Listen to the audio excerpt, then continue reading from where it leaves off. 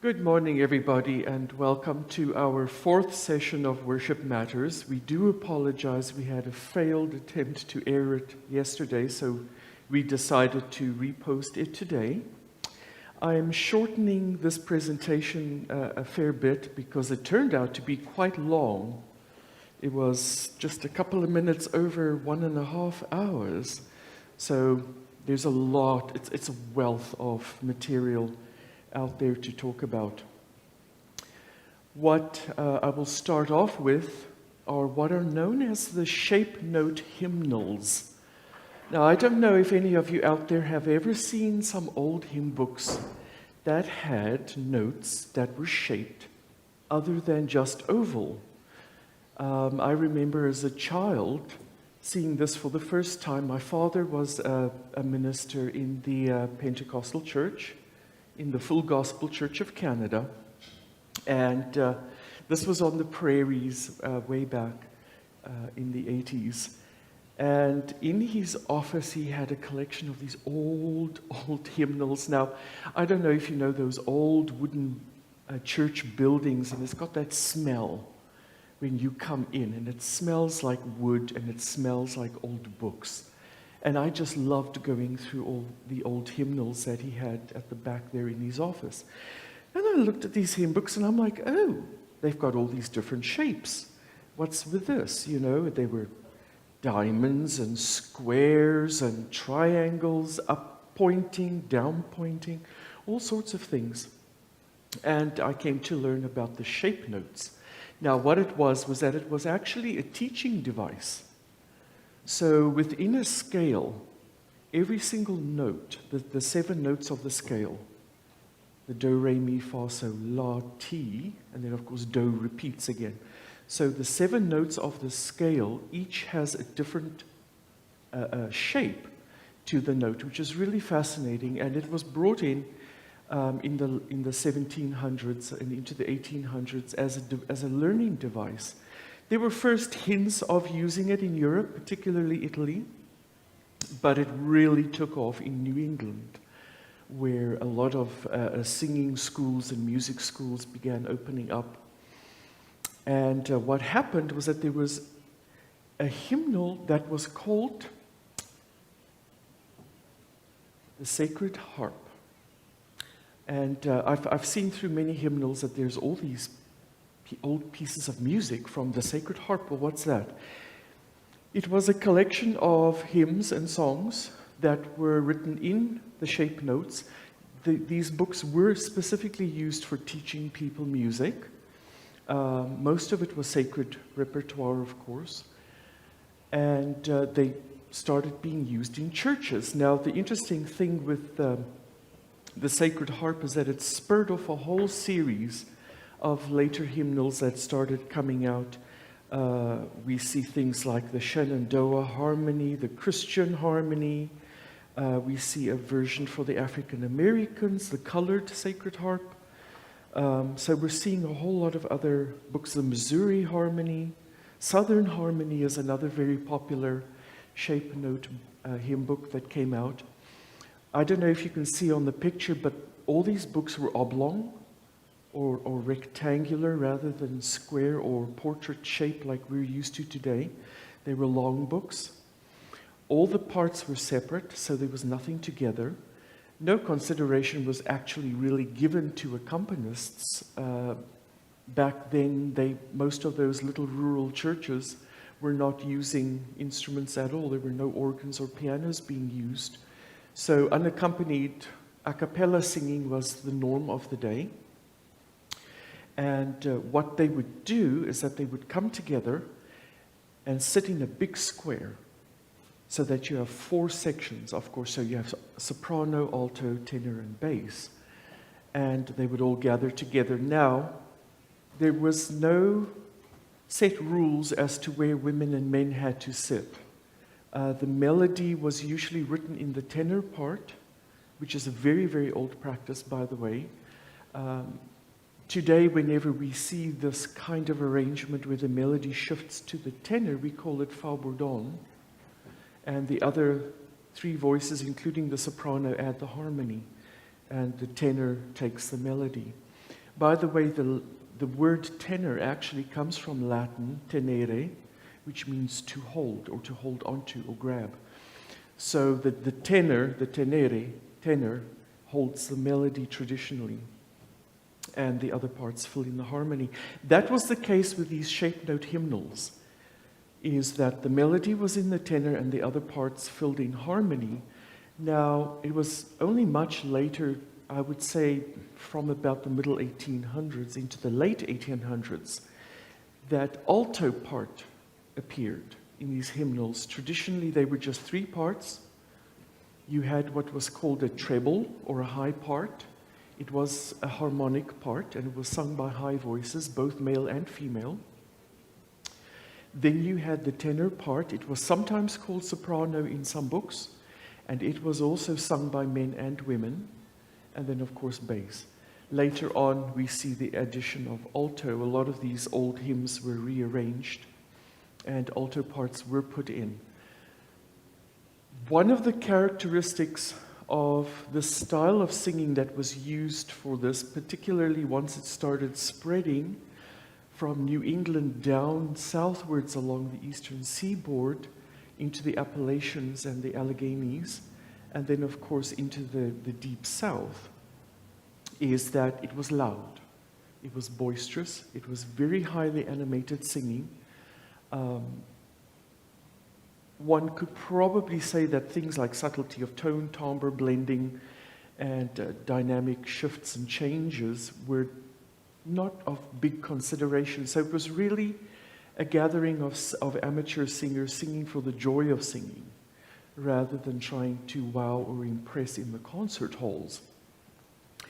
You can actually go onto YouTube and listen to Sacred Harp singing groups. They are still around. Still very popular in the US, particularly the South, very popular in Canada too, and across the pond, very popular in Ireland, England, and Germany too, believe it or not. There are still these singing groups that come together, whether it's once a week or once a month, and they rent a hall, and it's really growing. These groups are really growing. So very boisterous singing, very loud, very animated. There's one person that stands in the middle of the square, and he or she will set the pace, and there's a major use of one arm pumping, and that is how they would keep the pace. So you can't really think of a regular director that is giving the traditional directions, the 3 beat is sort of in a triangle, the 4 beat is in a square, and so on. They would just raise up and down their arm in a pumping motion to get the tempo going and to get the people into it. Many of the singers, I would say most, if not all the singers, also start doing this pumping motion. They will hold a book, their oblong book, and then do a pumping motion while they're singing to keep the tempo going. The idea that the sopranos always sing the melody is not the case. The high voice was sort of a descant, and some of it could go very high. There are editions that have been scanned online of these old hymnals, and you can go have a look for yourself. And then, of course, there's the shape notes. Now, almost a third of each book was a segment on instructions on how to sing, instructions on how to read these shape notes. It's really, really fascinating stuff. I would say that as individuals, if you're interested in this, do go online. There are resources out there. I will be singing 2 pieces from these books. I will be singing for you, brethren, we have met to worship. These are songs that are still in circulation in other hymnals. This is one thing that we will start looking at in the 1800s and the 19th century, is that there was a lot of borrowing going back and forth. So you can't always say, oh, this is this denomination's hymns and that's that denomination's hymns. In fact, borrowing was a common feature all along, but it's really becoming apparent now. So although we have, brethren, we have met to worship, it's also known as Holy Manna. The version I have is from an 1825 shape note hymnal called the Columbian Harmony, one of the many big collections. And the second one is from Greenland's Icy Mountains. Very modern, sort of progressive idea, but it really is about ministry and going abroad across the world. There's talking about the Isle of Ceylon and the spicy scented breezes, and it's talking about tropical scenes in Africa and palm trees and all this sort of imagery. So the idea is really reaching out. So that's where evangelism comes in. So when we talk about evangelism and evangelical movements, it's not always a specific denomination per se, but evangelical movements do happen in other congregations and throughout a wide space of time. So the name of the tune that is used for Greenland's Icy Mountains is actually called Missionary Hymn, and it does appear in Sacred Harp and all the others. So I will now present these two for you. Now, of course, when I present it, I will be at the organ. I'll be singing solo, and as a trained traditional classical singer, of course, I can't always emulate that nasal, twangy sort of mountain people sound that you will hear if you go onto YouTube and listen to the recordings. But you'll get an idea, and I have seen these hymns in many modern hymnals.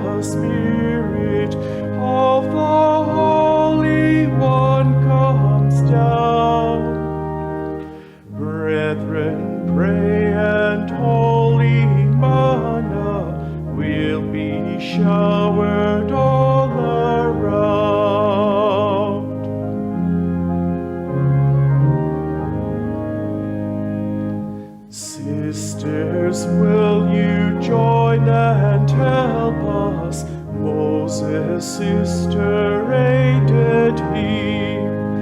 Will you help the trembling mourners who are struggling hard with sin? Tell them all about the Savior.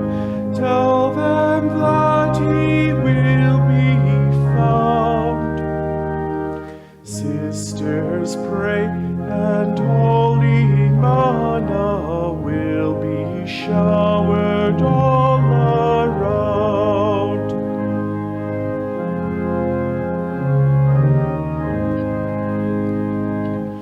Let us love our God supremely. Let us love each other too. Let us love and pray for sinners till our God makes all things new. Then he'll call us home to heaven. At his table we'll sit down. Christ will gird himself and serve us with sweet manna all around.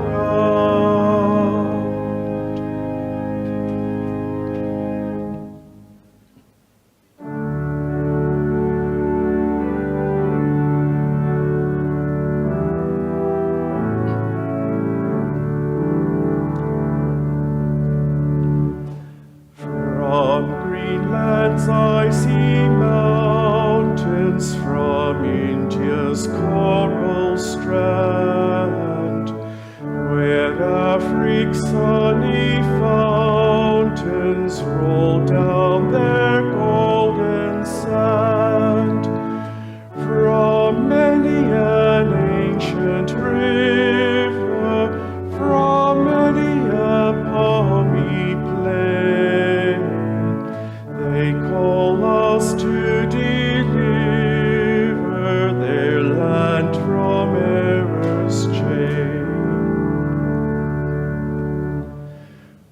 What though the spicy breezes blow soft o'er Ceylon's isle, though every prospect pleases, and only man is vile, in vain with lavish kindness the gifts of God are strewn.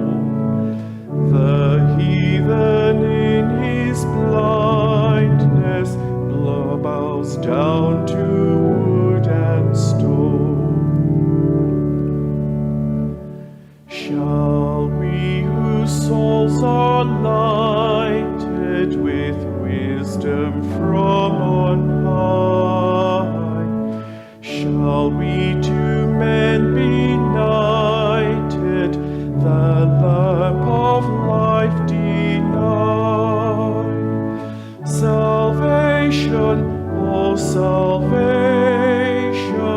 the joyful sound proclaim, till earth's remotest nation has learned Messiah's name.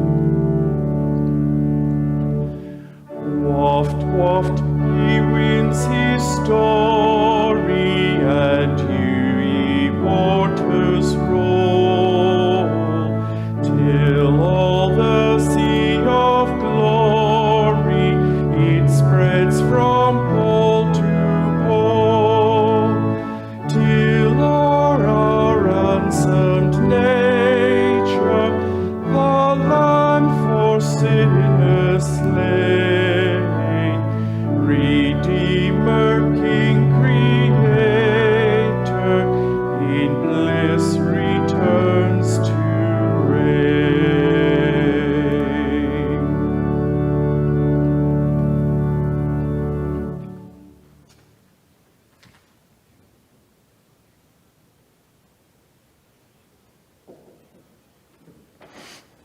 So as you can hear there, the very, very bold words,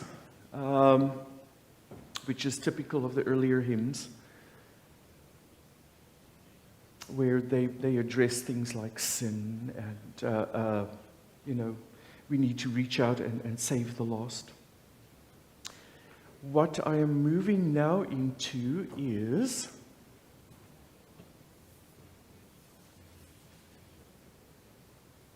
the African American repertoire. Now, this is a very, very big topic, and I could spend an entire afternoon just talking about the African American spirituals and gospel songs. So it was really a lot of work just to trim it down to just a few. Most of the slaves came from the Ivory Coast and Sierra Leone of the west coast of Central Africa. Most of them were brought over by special traders and sailors who did this as a trade, actually. And these slaves were captured. They were brought over on old wooden ships, a long trip, very treacherous, very dangerous, a lot of disease, a lot of illnesses, rats carrying heavens knows what else, and starvation, cold, thirst, living in their own waste at the bottom of the ships. So you can just imagine the appalling conditions that these dear souls were forced to leave their home shores and come to foreign shores. Now, in the particularly the earlier African American spirituals, we're looking at topics like dying, getting ready for heaven. The reality of their world at that time was that the lifespan was really short, if not from maltreatment from their slave owners, whether it be in the States or actually the Caribbean too. It was dying on the ships, being beaten, and the list can go on and on and on. So a lot of the songs are about getting yourself right with God and getting ready to cross over. Now, there is a theory, of course it has not really been proven, but there is a theory that a lot of these, what we would call slave songs, had hidden meanings behind them. There is a possibility that some of them might have hidden meanings, giving instructions, giving tips or clues on how to escape and run away and get away from your captors. A lot of the earlier spirituals talk about crossing rivers, getting to the other side, a lot of imagery about getting away from a bad side of a river bank, crossing over. It's arduous, it's dangerous, but on the other side is a promise, freedom, peace, that kind of idea. So there may well have been some hidden meanings behind some of the songs, but ultimately they are Christian, and they can be interpreted in a Christian manner. I'm just going to go get the songs that I'm going to sing.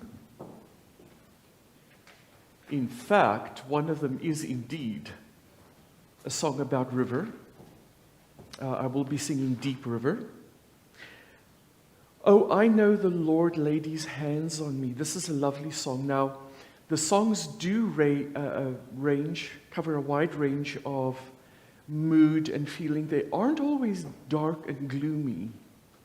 There are some very, very upbeat, happy ones that people feel that the Lord touched them and somehow changed their lives. And oh, I know the Lord laid his hands on me is definitely one of those. Steal Away, very emotional, very beautiful, talking about dying and death and crossing over, but also there's a hint about the end times with the return of Christ as well in this song. And then I will be singing for you, I'm Gonna Live So God Can Use Me, another really upbeat. Again, it's a mission idea that God can work through us and use us. I'm actually going to be singing that one from our Presbyterian hymnal. And there are a few African American songs in our hymnal, including, Oh, I Know the Lord Laid His Hands on Me. So I was quite delighted to discover that. Then I'll talk about it in depth when I get to it. I will be talking about the New World Symphony, Dvorak's Going Home, which is not an African American spiritual, but I will talk about that when I do get there. So let's kick off with Deep River.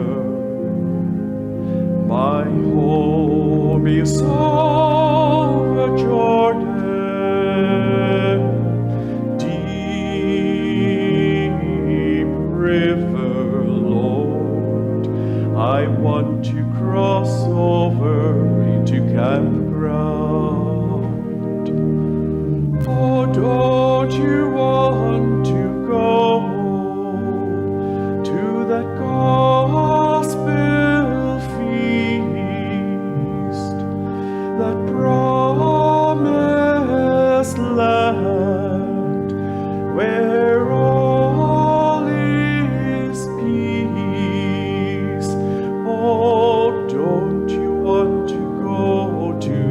promised land, where all is peace. Oh, deep river, my home is over Jordan. Deep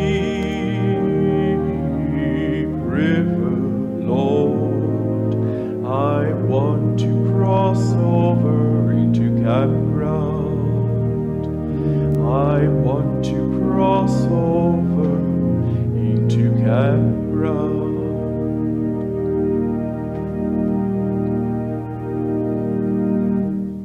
So as you can hear there's talking about crossing river. My home is over Jordan. Could that possibly be referring back to Africa on the other side? Who knows? It is interesting to note too, though, that once emancipation took place and the slaves were freed, there were a number of them that did return back to Africa and founded the state of Liberia, the capital of which is Monrovia. So, interesting different interpretation possibilities there. Next, I am doing, Oh, I Know the Lord Laid His Hands on Me. Now, this particular song, I've spoken before about a phenomenon known as call and response, where one singer will line out the melody. It's also called lining, or lining out, or line singing, where one leader, if you will, starts the song and then the group responds. This is actually how this spiritual should be sung. I don't have a choir here to support me, though. So if we did, you would have the entire chorus start off singing the refrain. Oh, I know the Lord laid his hands on me. And then a soloist or the leader would actually sing the verses. And interspersed in the verses is the short version of I know the Lord laid his hands on me as the leader is singing it. And then they all go back to the big main chorus again. So when I sing it, you'll get the idea of where these singers' call and response would be happening.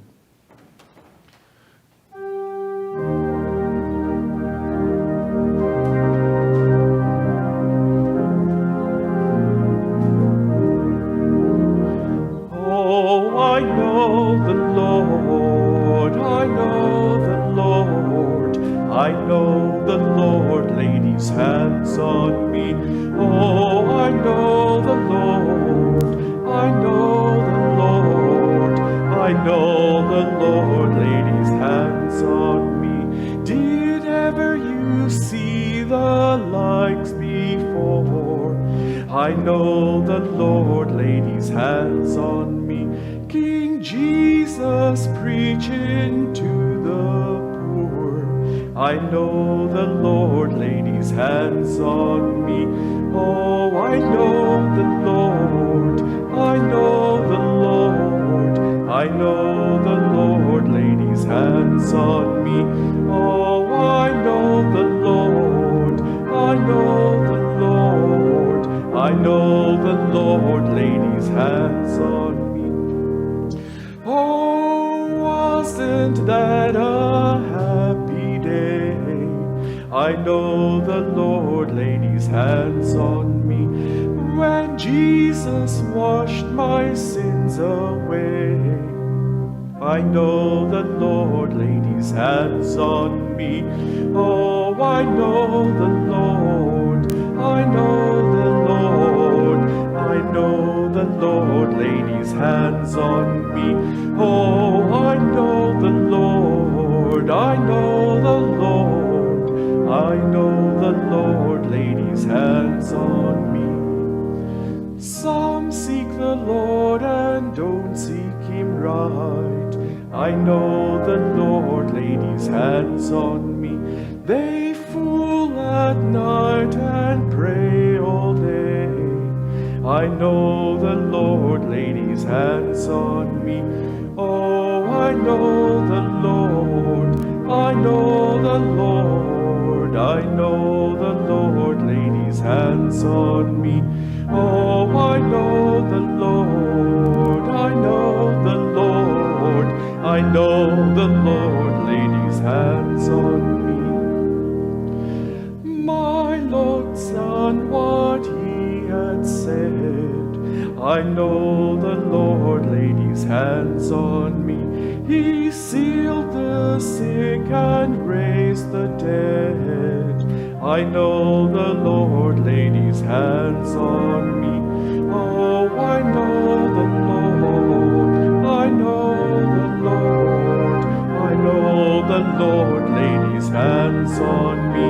Oh, I know the Lord, I know the Lord, I know the Lord laid his hands on me.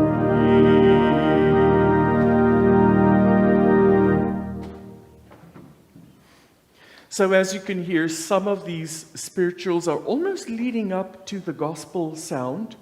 A lot of them are later spirituals and eventually would influence that movement with the Pentecostal type songs and the evangelical songs and these really, really upbeat gospel songs. Next is Steal Away. This is the one where it's talking about crossing over. You hear imagery about the second coming.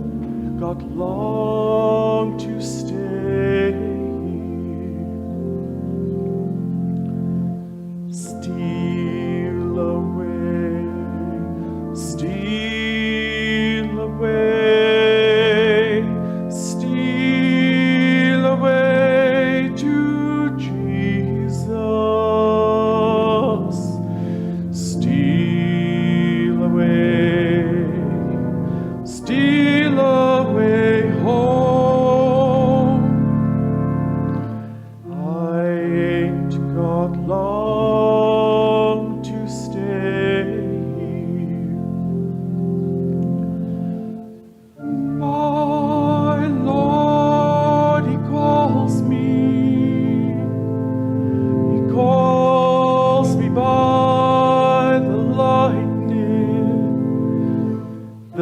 trumpet sounds within my soul.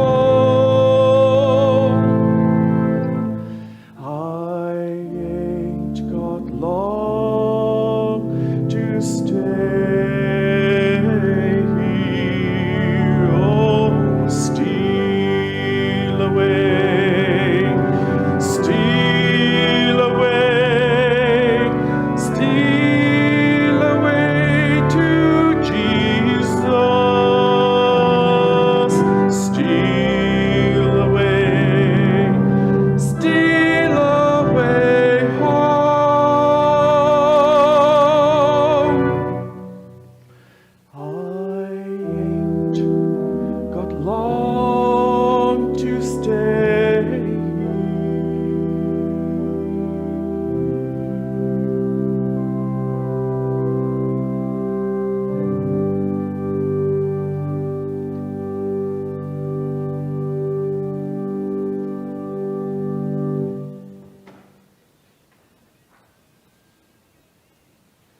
Now for a more lively one, as I said, I'm singing this out of our Presbyterian hymnal.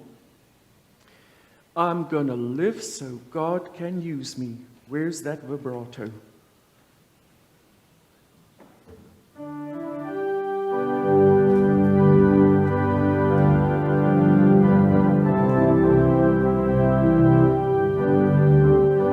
I'm gonna live so God can use me anywhere, Lord, anytime.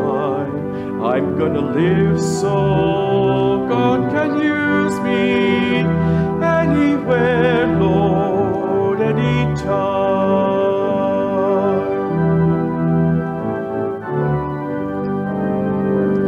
I'm gonna work so God can use me anywhere, Lord, anytime.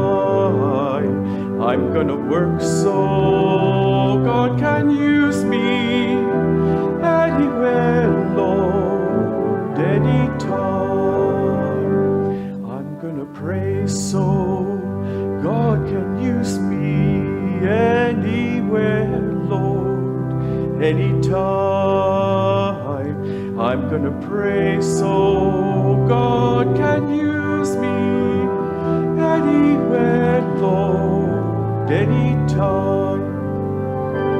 I'm gonna sing so God can use me anywhere, Lord, anytime. I'm gonna sing so God can use me anywhere, Lord, anytime. Anywhere, Lord, anytime.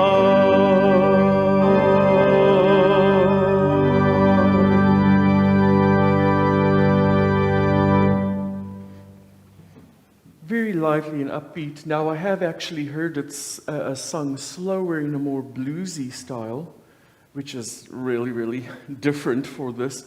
But you can see sometimes congregations are like, okay, so when are we going to get upbeat? So you could do things like, I'm going to live so God can use me. So there are different styles in singing these spirituals. Now for the next topic, I'm going to talk about Amazing Grace. Now, although a lot of people feel that this is tied in with America, that this is the all-time sort of American song. It's very popular across the globe. People will often think that it came from the Deep South. It has that sound. It certainly sounds like a spiritual. But it was actually English, British, written by John Newton in the early 1800s. John Newton was one of the slave traders. Actually, he captained at least 3 different ships, and he would do the slave trading from Sierra Leone over to the New World. Now, story goes is that he had actually been captured himself in Sierra Leone. There was a little bit of a mutiny going on with his shipmates, and they stranded him, they abandoned him, they took off and left him on the shores of Sierra Leone, where for a time, I believe it was at least a year, he was the slave of an African princess.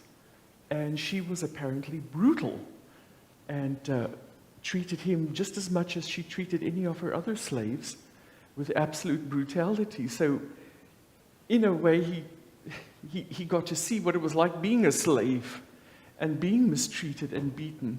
And he was eventually rescued again. Family members asked for one of the explorers to go and find him, and they did, and released him and set him free. Amazing Grace came about after a major shipwreck, after a very, very bad storm on one of these slaver ships. The ship stranded and broke apart on the shores of Ireland. I'm not sure how to pronounce the name of the town, whether it's Donegal or Donegal, but that is where he was stranded. And it was a very bad storm, very frightening. He thought he was going to die. And he called out to God and asked God for grace and asked God to rescue him. Ultimately, he did live. Story goes is that there were slaves on the ship, and that it was actually a captured slave that rescued him. Not all sources that talk about this, he mentioned that, but there is a possibility that he was actually rescued by a slave. Because after this event, and after being captured by the black slaves in Africa, where he was stranded, and then he became a slave himself to a princess, he felt a calling. He felt a lot of sympathy for the slaves and the African Americans in particular, who are shifted away from their homeland. They were captured and dragged off brutally. A lot of them died on the way or became really ill. And then he himself suffered from a major stroke, and he decided to go into the priesthood and became a minister within the Anglican Church. During this time, he became involved in the emancipation and anti-slave campaigns. And, of course, this ultimately led to the emancipation of the slaves. So Amazing Grace really is amazing because it ties in the slave trade, England, with the African Americans in the New World. So that is why I added it in here, because he himself was a slave trader. He became a slave, he was rescued by a slave, had a major stroke, and then decided that, you know what, I need to move on and get these people set free. So I will now present to you Amazing Grace. By the way, when you listen to the lyrics, it is talking, apparently this song came about right after his mishap with the ship. So, you know, there's words in there that talk about danger and all that sort of stuff, and God coming through and rescuing.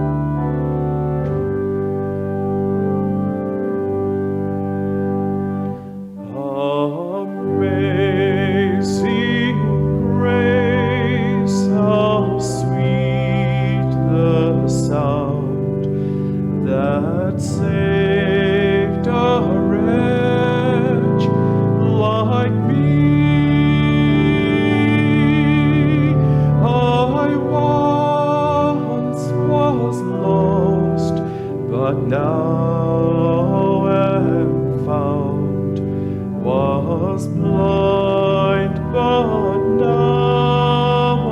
I see.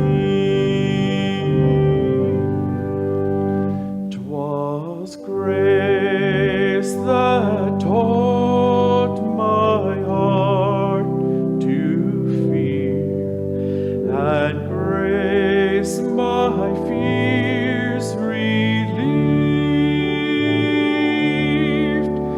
How precious did that grace appear, the hour I first believed. The Lord has promised good to me, His word my hope secures. He will my shield and portion be, as long as life endures.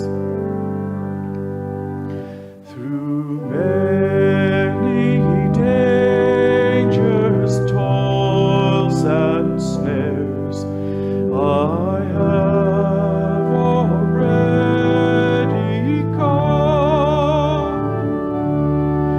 'Tis grace that taught me safe thus far, and grace will lead me home.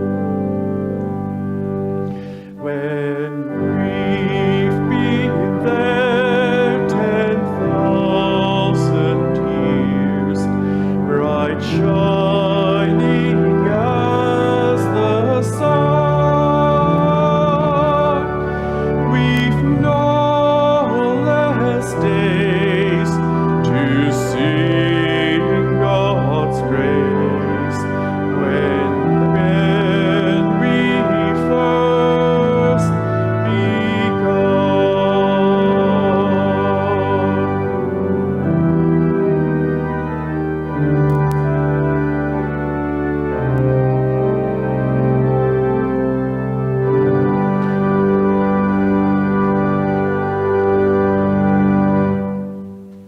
Now, in some traditions, in fact, when I was growing up in the Pentecostal church, they would add a series of praise gods at the end of that. Praise God, praise God, praise God, praise God.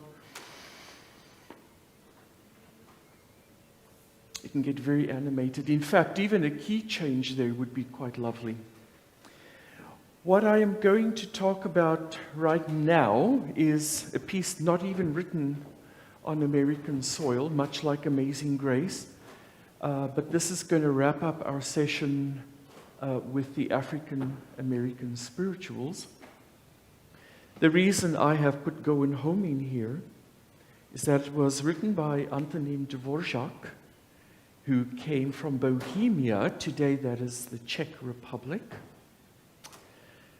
And as was typically the practice, a lot of the great composers would go across and deliver performances in the New World. And of course, later on, people from the New World would come over to the Old World and perform their great works. So Antonin Dvorak was highly inspired by the African American repertoire. There were other composers that were inspired by America, the characteristics of the music in America, the history, sort of a romanticism a little bit maybe. A lot of them were hearing songs from America that were typically Western, almost European, maybe even the songs from the Ozarks and the high mountains. The mountain people music would have had a big influence too. But for Dvorak, what really touched him and what he perceived as American music was that of the slaves. So he was highly moved by this, and that inspired him to write the New World Symphony. So it covers a whole wide range of material. There are movements in it that sound almost Native American. There's sort of a Native American motif. In fact, if you listen to the Largo movement, from which Going Home is taken, sort of close towards the end, there's a very soft little section that sounds actually to me almost like it's imitative of Native American music. But ultimately, Going Home was a tribute to the African American spirituals. The words were written much later. Actually, not that much later. The fellow who wrote the words was Antonin Dvorak's, one of his students. And this student of his was so moved, William Fisher, was so moved by this composition that his teacher did that he created words for this song back at the turn of the century. So the lyrics, the English that has been used is sort of imitative of the black folk in the Deep South. It's not meant to be an insult, but that is how they would have sounded. There have been newer editions of the lyrics, of course, changed so that we are not seeing things like them, but them. And instead of going, we're seeing go in. But I'll try and stick to the original because it gives it more of that character. And that'll be the closing of our presentation this afternoon, this morning. Going Home. Again, talking about dying, talking about the new life hereafter. The reality of the days that their lifespans were very short. And ultimately, Antonin Dvorak, or rather his student, who wrote the words, Mr. Fisher, realized that this is the case. Going Home.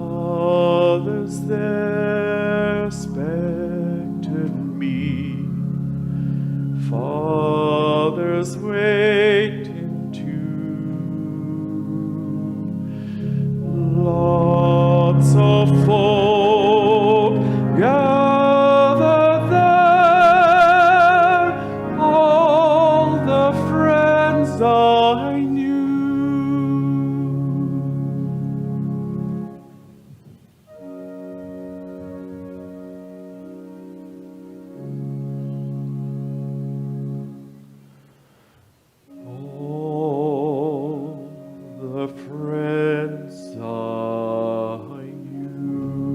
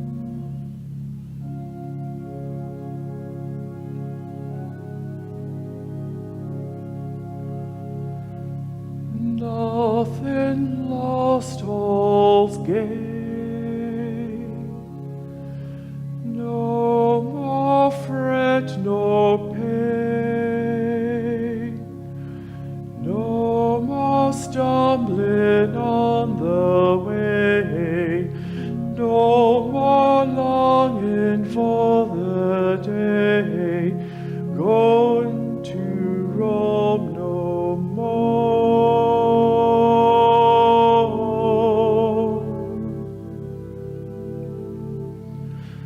Morning star lights the way, restless dream all dark, shadows gone, break of day, real life just begun.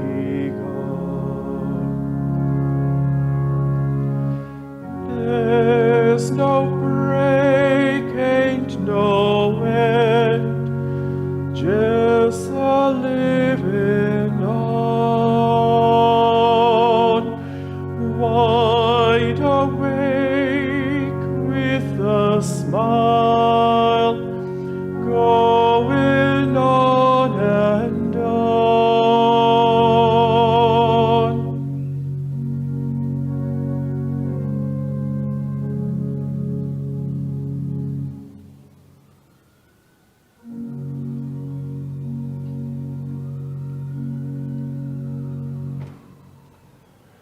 Going home, I'm just going home.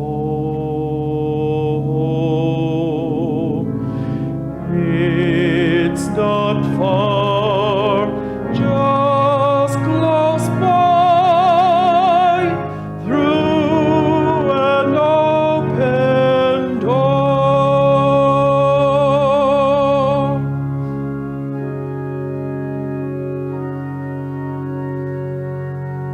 I'm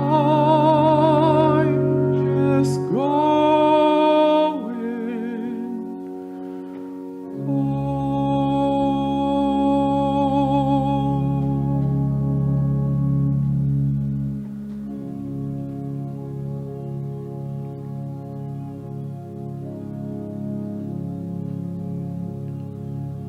Going home.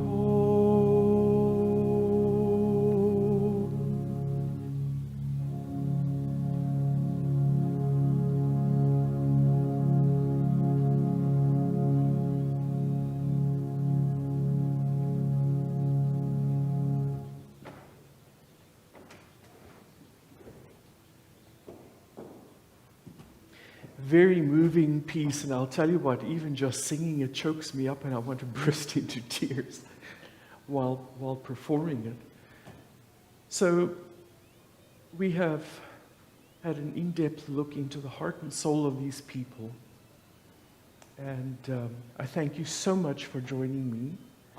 And our next presentation, we will be moving into the gospel repertoire and into the evangelical movements. So please join us then, and keep well, keep safe, and God bless.